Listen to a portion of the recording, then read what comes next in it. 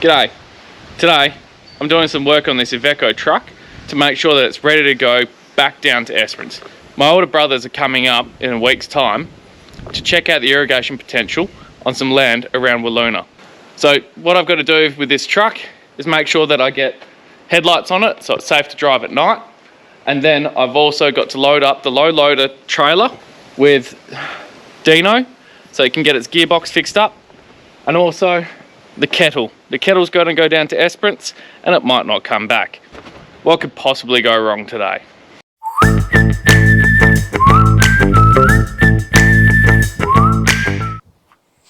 Alright, so first up what I've got to do is start tracing a couple of wires on here to work out where I can tee in and get the headlights activating the spotlights.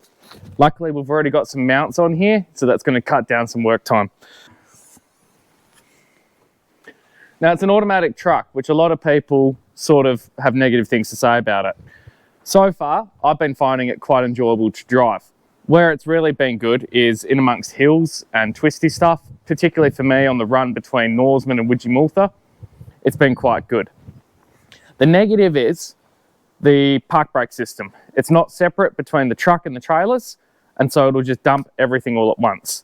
It's got a lot of electronics. It'll beep at you if you've got the park brake off, which is particularly problematic when we've got airbag trailers, which you need to build air up in.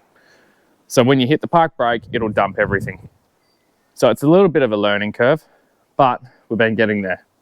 One thing's for sure, you wouldn't be able to load a trailer of grain by yourself with this truck, because the amount of time with the stop starts, it'd just increase the time it takes. But for livestock, I reckon it's pretty good. The negatives here, and for using this truck on the station, are the extremely low clearance. It is a Euro liner, it's a Euro truck. They're designed for nice flat paved roads, which we're a bit short of out here. All right, so we're going to start having a look and investigate how we can get into the cab for our command switch, and then also where we can tee off the back of the light, where we can tee off the high beam circuit. So having a bit of a closer look here, I reckon my best way through the firewall is going to be going through here. Yeah, so it's going to take a couple of screws and hopefully I'll be able to slide it off and not have to worry about my air lines here. Let's get started.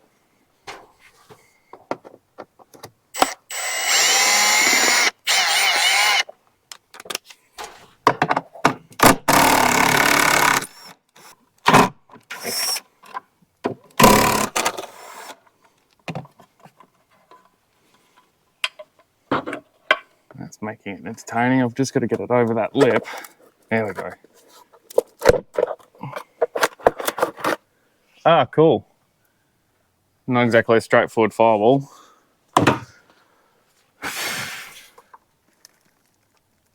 They're all plug throughs. That's just lovely. Cool.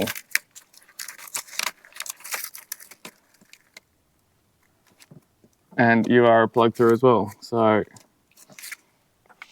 that's not exactly the easiest bit to do.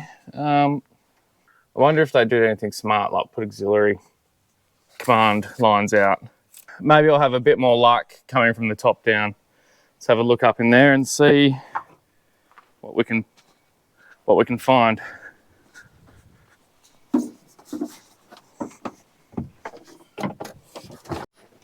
Right, I've got a switch up here for fog lights and a horn switch that doesn't work.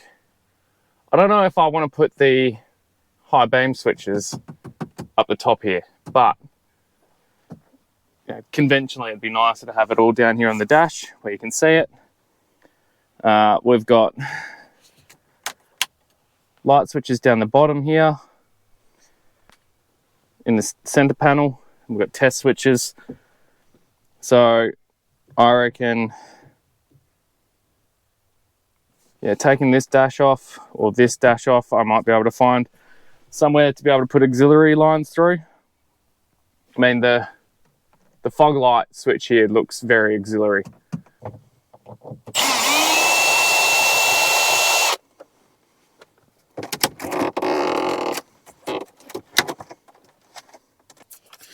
there's plenty of auxiliary power down here, but is there anything here that's a remote switch? There we go, a bit more room. All right, so she's got a 12-volt conversion in here. So we've got some 12-volt lines here. Obviously a little light here for something. Might be able to poke that back in at some stage, although it's lost its retention. All right, so I've got 12 volts, which might be handy for something.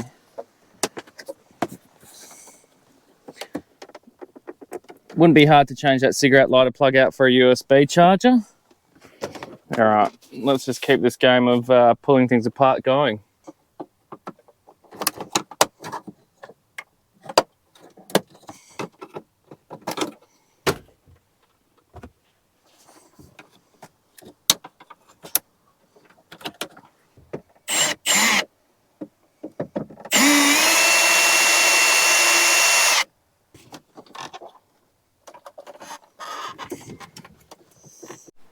All right, so we've had the dig around in here.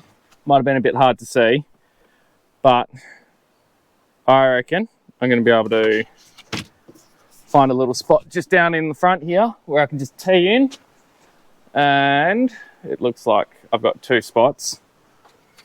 I can go here, or I can go under the wiper action arm. So what I'll be able to do is see if I can just pop that out. If I can't pop it out, I can drill it out and reseal with Sikaflex, then route my line across, follow this down and set my relay up, run a line back. That shouldn't be too hard. Yeah, shouldn't be too hard at all. Just a pain that there's no weather plugs for it to actually go through nice and neatly, but I can always improvise. We could go in the back here through our into our fuse box, but that'd mean I have to peel the fuse box off, unscrew the fuse box and get underneath it. The other considerations are I've got my air lines here and I've got to run back onto my batteries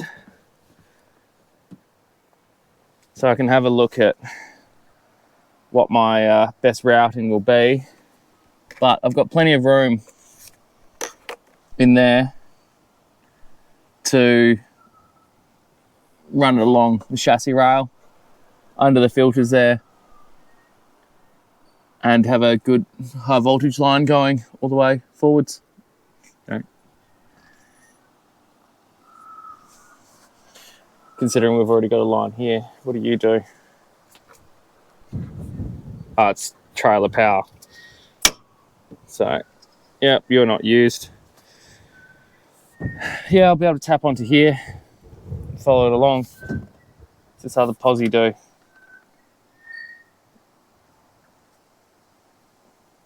Just literally a posi to posi line. Ah, it goes up to the 24. Right, interesting. Yes, I'll be able to just tee on here.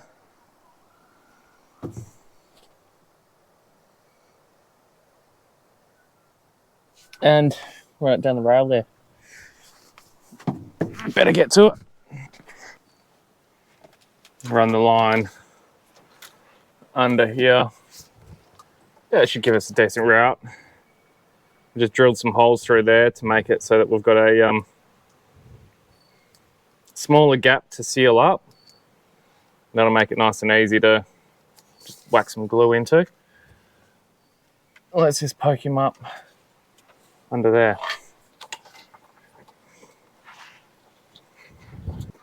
Right, she's in there and free enough that I can put sticker on it after we've manipulated it into position.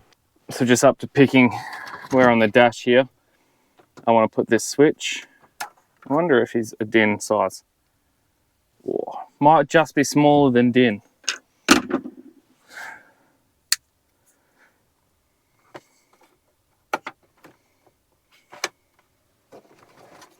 Or the truck has a different switch size. Might be able to chop that out and get this in there. But that is what it looks like happened to the fog lights here. So to get this switch into here, it looks like I'm going to have to break out the Dremel, which fortunately we have.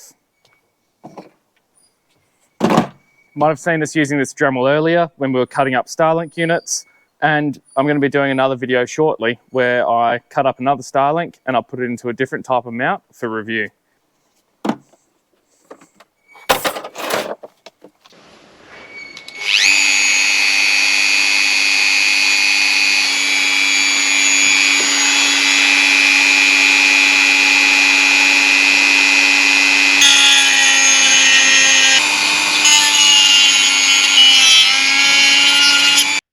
All right, so we've got the basic hole formed up.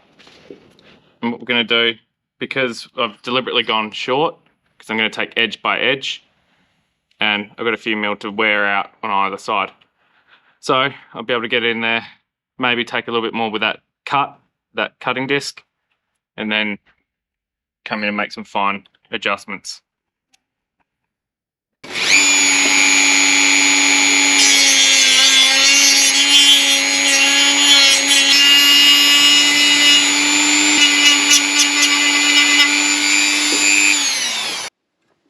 Making these cuts with the disc gives me a tapered edge, but I've got a tapered edge on these retention clips. So they're going to slip in easier and they'll lock in better. So we're looking all right for our length. We just need to make our width a little bit more.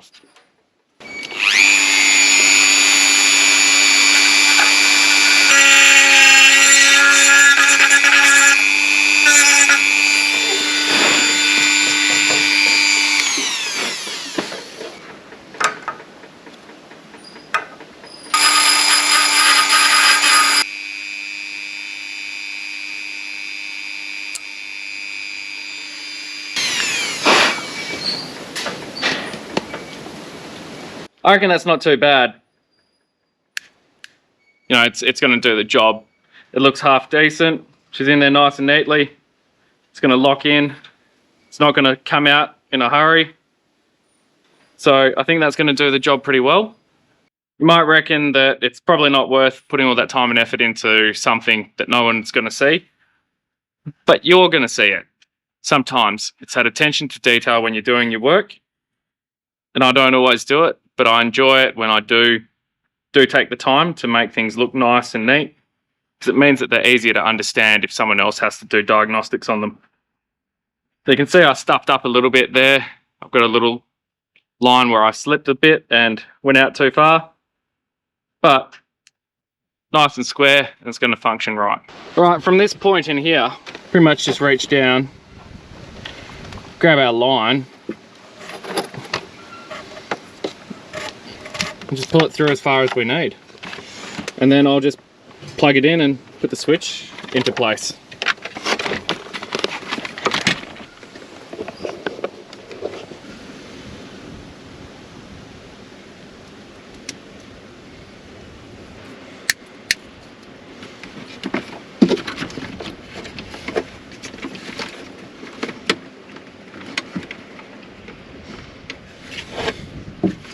There we go. Just push through until we got just enough slack there that we can work this in and out, move this dashboard in and out if we need to. Say we want to replace any light switches in here. Right, let's put him back together.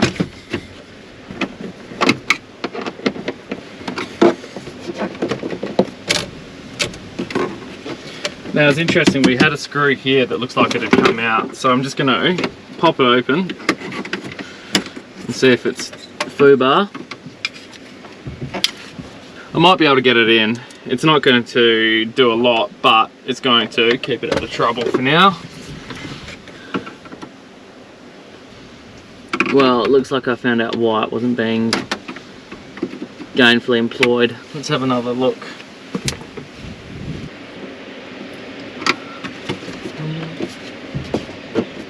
Right, let's whack these other covers on.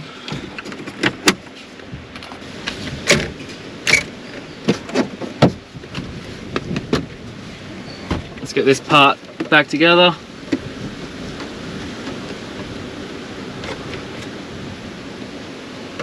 Nothing here looks like it's out of place. We're happy we've got that. Actually, I'll see if I've got a cigarette lighter plug.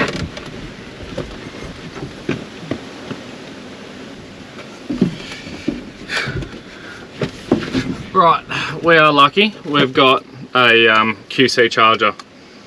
It's rated for 9 to 32 volts, so that means even if it's not a 12 volt cigarette lighter plug, we're all good.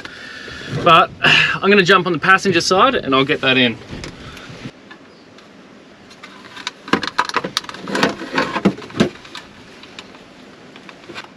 So the metal part comes out,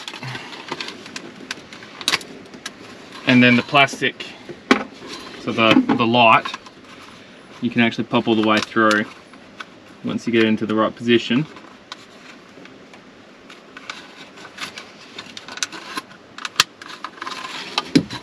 Now she's free and clear. I'll just check to see if that will fit our USB. Might take a little bit of Dremel action. One of the things I might do while I'm still here and I've got this plate off is utilize both of these ports, one for USB only, and then the other one, put a cigarette lighter line in, which we'll be able to use for things like the angle or a fridge, just to make it a little bit more comfortable for the driver. All right, so we're back here and it looks like we're going to be seeing it up. So we've got to remember that on the passenger side, I'll put the 12 volt socket, and then on the driver's side, I'll put the USB socket so that it can go up and connect into your phone on the dash. So all the 12 volt comes from the passenger side. So I'm going to loop and link these two together. What I'm going to have to do is get the Dremel out again and make them a little bit wider to fit these sockets.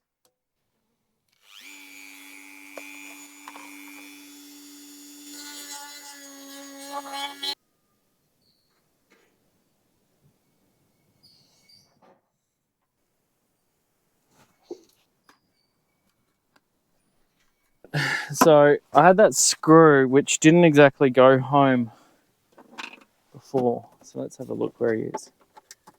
Or did I get it all the way in? I got that one all the way in. Anyway, hazard warning. Let's take you out of the way. No screws in that. I've got a whole load of caps and spare fuses. That's a good thing. So let's get our plate ready to go back into position. And we'll grab a double line 12 volt.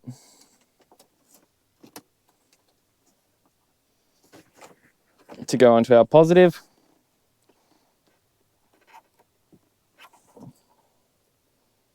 Make sure I got him around the right way.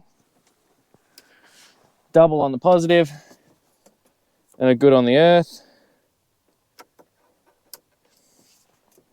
So before we get carried away, I'm just going to pop this in, flick the isolator and check that we do have power. So I'll be a second. Now one of the easiest ways to check that is our 12 volt. Whoa, windscreen wipers.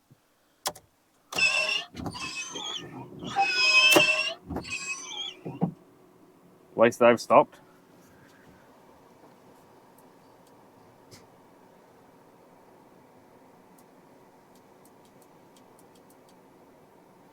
Well, that looks like that line's not connected.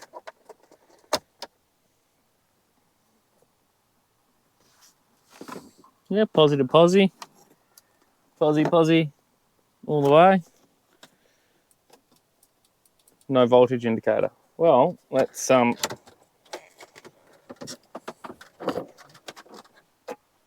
tee into the next spot. Wonder if it's our earth line.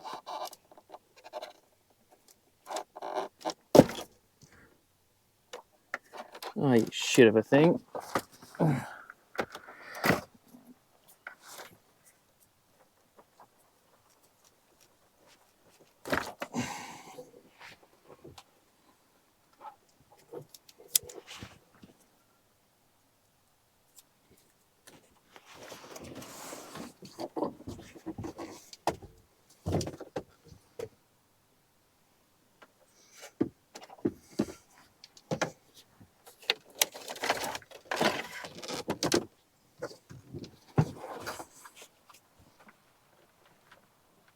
before we lock that in, let's just check that we've got voltage.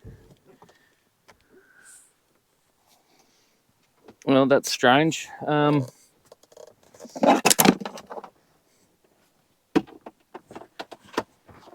See if the cigarette lighter works. Nothing there either. Okay, so let's just unplug you from there. Plug you into this earth lead here. Nothing there either. Right, let's pull you from this positive line, which might involve having to get a fine clip because it's a locking clip. Multimeter might help me as well.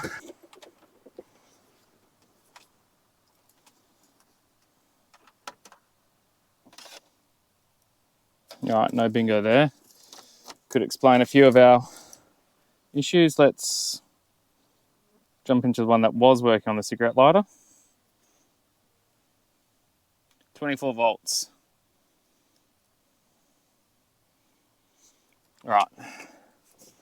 So 24 volt cigarette lighter line. Color coded the same as the 12 volt, but you know, I'm not Iveco. All right, posie's in. Let's get this earth line in. It looks like we got contact. So let's have a look. Gently place this all back. We'll tidy it up afterwards. 24 volts on the cigarette lighter. Now my marine plug says 12 volts, so I'm gonna have to cut that. My socket says 12 volts, but this works at 24. Yeah, I'll just cut that off, just so everyone knows that it's a 24 volt plug. So let's get these back into position, ready to screw in. All of these lights have broken out, which is super frustrating for me. But it also explains the smell of melting plastic behind here.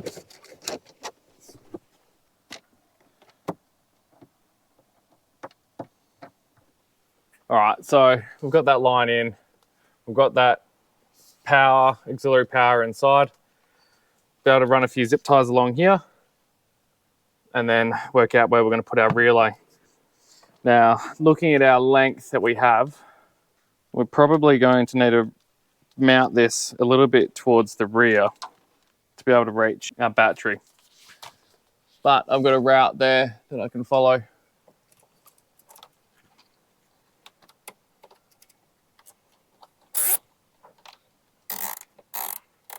I wonder if I've got any big positive lines running forwards. That'll be enough to run the light. What I would like to do, if I could, would be to have my fuse easily accessible.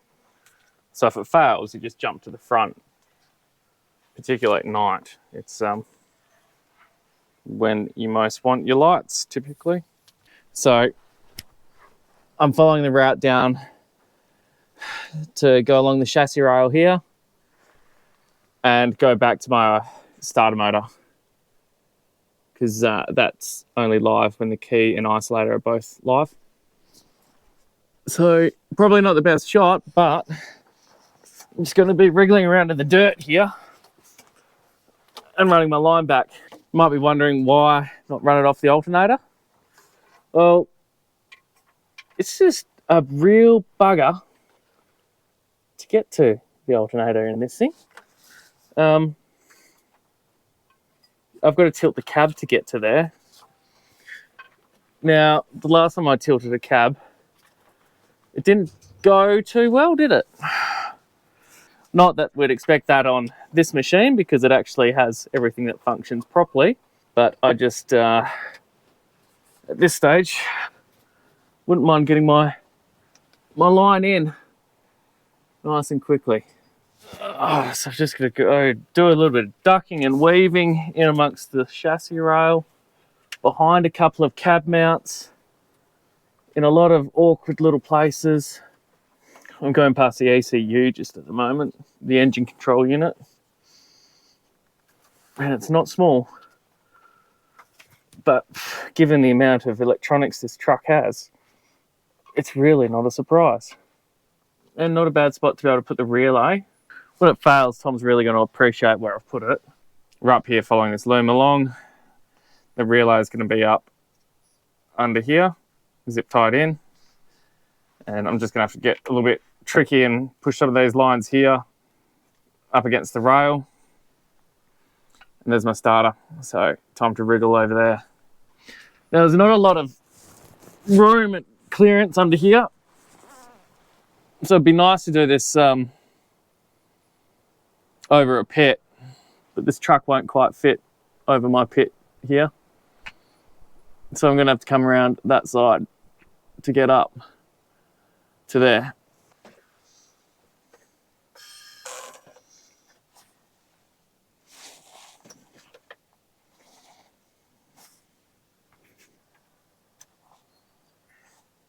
So it's a positive we're gonna be able to jump onto. It's our main posi line. And then if we're feeling like stealing an earth from back here, we can go off the back. Now, that's straight off our batteries, which is, going to give us a wicked amount of power. And it's just nice and convenient to reach for me. And it's the right size that I will be able to smidge that onto it. And then we'll just check if our earth line,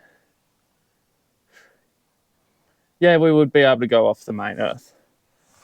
So a little bit lazy, but it's one of the easiest things to get to for us here.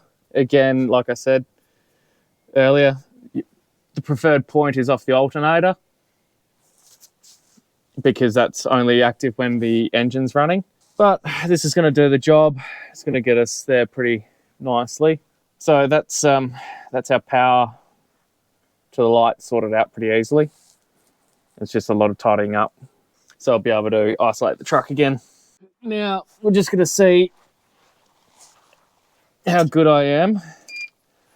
From memory, it should be a 17.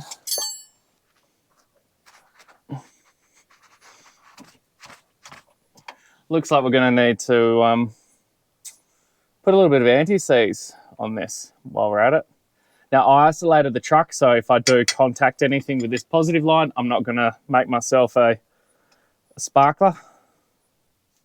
Now, one of the things that I'm sort of curious about with this truck, being a Euro, if they salt the roads, this would get a fair bit of salt up on it, and that would corrode it pretty badly.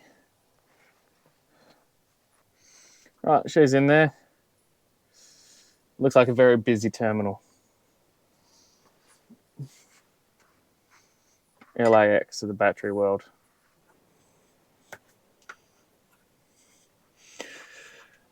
All right, when you get this, Tom, a bit of terminal protector on that would be nice, please. I appear to have run out. All right, so 17 here, 19. Maybe she's an 18. That's, yeah, all right. Let's double check that 17. No, 18. All right, time to get a wriggle out of here. Driving in that car. Face over sad.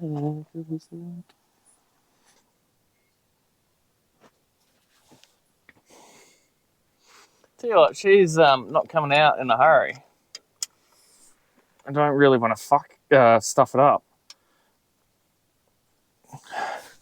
I'm going lefty-loosey.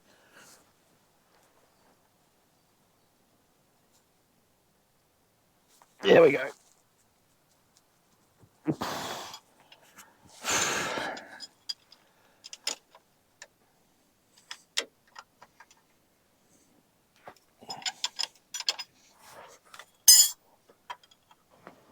So you might be sort of wondering what I was doing there with the spanner and linking the other one onto it. So use the ring end, the other ring end, to be able to lock it on there, which gives you an extended arm. Good in tight places. Right, once we've got it operational, we'll tidy that up. Now, in a lot of ways, you could say that's the easy part done. We've got a little bit of room here to play. So that's our line that goes to our lights. That's easy. This one is our pickup signal for the high beam switch. So we've got to jump on and tap in the back of one of our headlights. So usually you end up with something like this with an inline tap. So we'll be able to jump down and see if we can tee into that. Naturally, I'm just going to go for this driver's side because it's the closest one to all my routing. So I'll just have to punch it down behind that so that when the cab gets tilted, it doesn't pinch or break it. And we've got some lines there that I can just follow through if I'm good enough. Or I'll just run it across there and it doesn't seem to matter. Following another line through anyway. So let's have a look where we actually ended up. So here's our light. Try not to break it while we're at it. Man, she's not exactly fully sealed. But it also doesn't seem to really follow much of a colour code. You know, everything's black and white. And then we've got a yellow just thrown in there. This, I reckon, is only a high beam line. You know, they're not using this H4 to full potential, given that it's only got 2 of these on. So our inline tap shows us that white, and I guess the red would be our line that we would typically use as our high beam. Let's put our tap in,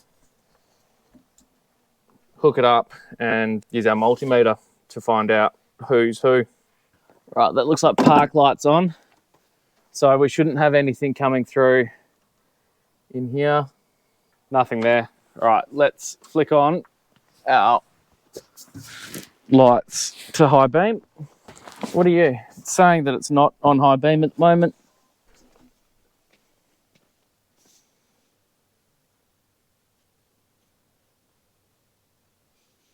None of that makes sense. All right, so that is saying low beam.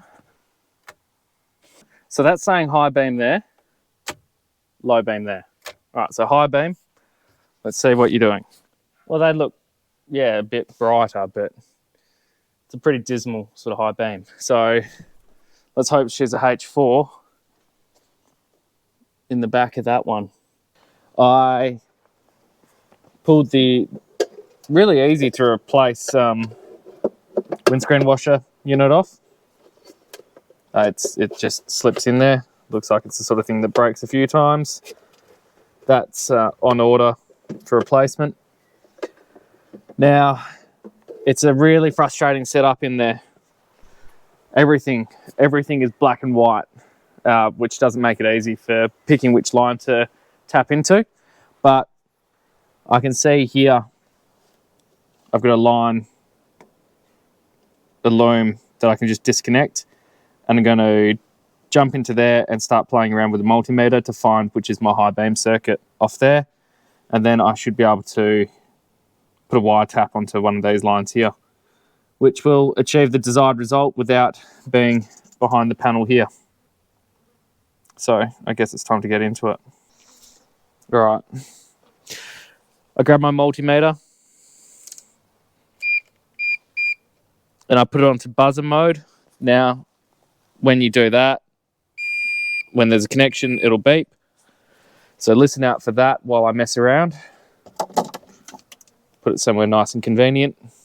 Okay, so considering those wires are in a real fucking prick of a spot, and whoever designed Iveco's clearly doesn't know what colour coding is because they've actually made a positive lead black. Now, it's really smart of them to do that.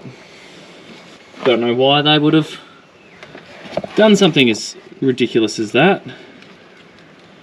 It's like they've gone, hey, guess what, the rest of the world, we're going to just do our own thing. They also decided to make all the pins in this so ridiculously small we can't actually get to them. Fuck you, Europeans. Nothing on there, is it?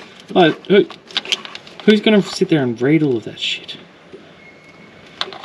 None of it actually means anything anyway. Knowing them, they would have just decided to make it their own little system. Just because they're fucking wankers. The wire tap's gone on to here, which was 2219. And I've got my signal wire and 2219 pinched there. So the first part of doing this, and it's a little bit tricky because we're in a really tight spot, so a demo site on another thing would be better. But you bring your pliers in, grab the top of the tap, and you crunch it down, and it just makes a link between the two leads. Now, one of the big things you want to make sure is that you do it nice and evenly. There is a limit to the size of the wire that you can tap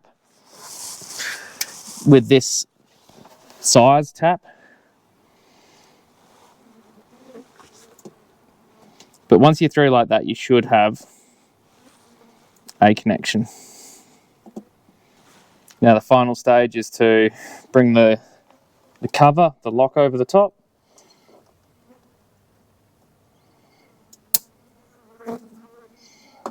And that wire tap will lock into place. Oh, don't tell me I'm going to have to modify where these fucking screws go. It looks like this one's already been modified. Well, I can deal with that.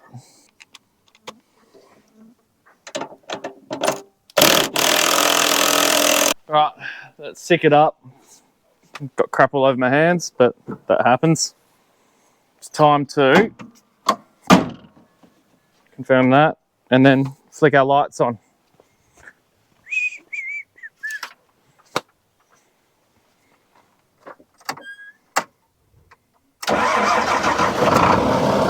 Alright, driving lights are on.